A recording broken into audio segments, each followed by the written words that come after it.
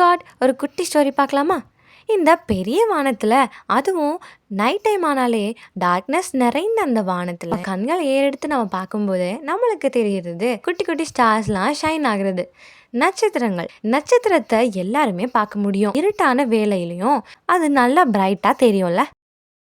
இப்ப நம்ம நட்சத்திரத்தை பத்தி பேச போறதில்ல. நட்சத்திரங்கள் மேல இருக்கிறப்ப கூட தனக்கு தானே பேசிக்கல. அது எல்லாமே நமக்கு சைலண்ட் மெசேஜா கொடுக்குது. நாமளும் ஆண்டவர் பத்தி பேசுறதுக்கு பதிலா கிறிஸ்தவர்களா இருக்கிற நாம முதலாவதாக ஏசப்பாவை போல இருக்கணும். இதுதான் லூக்கா 9:35 இருக்கு.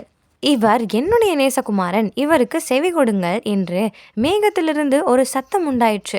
இவருக்கு செவி கொடுங்கள் அப்படின்னு ஆண்டவர் உறுதியா எனக்கு கீழ்ப்படியணும் அப்படின்னு சொல்றாரு. இன்னொரு பக்கம் அவருடைய குமாரன் ஆகிய இருக்கிற ஏசப்பாவை போல இருக்கணும். இந்த கனெக்ஷன் நமக்குள்ள இருந்தா நம்மளை பார்க்குற எல்லாருக்குமே ஏசப்பாவை பார்க்குற மாதிரி இருக்கணும். இதை 1 யோவான் 4:11-12 பார்க்கலாம். தேவன் இவ்விதமாய் நம்மிடத்தில் அன்பு கூர்ந்திருக்க நாமும் ஒருவரிடத்தில் ஒருவர் அன்பு கூற கடனாளிகளாய் இருக்கிறோம். தேவனை ஒருவரும் ஒருபோதும் கண்டதில்லை. நாம் ஒருவரிடத்தில் ஒருவர் அன்பு கூர்ந்தால் தேவன் நமக்குள் நிலைத்திருக்கிறார், அவருடைய அன்பும் நமக்குள் பூரணப்படும் அப்படின்னு வசனமே இருக்கு. நம்ம ஒரு விண்டோவா இருக்கணும். சொல்ல போனா ஒரு கண்ணாடிய போல இருக்கணும்.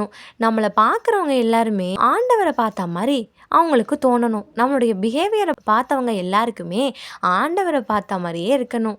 இது எல்லாத்தையுமே நான் பெறணும்னா என்ன பண்ணணும்? பரிசுத்த ஆவியானவருடைய ஹெல்ப் வேணும். வல்லமையுள்ள பரிசுத்த ஆவியானவர்கிட்ட இன்றைக்கு கேட்டு பெற்றுக்கொள்ளுங்க. ஆண்டவராகிய இயேசு கிறிஸ்துவின் இணையற்ற அன்பு உங்க மேல பிரகாசிப்பதாக. God bless you.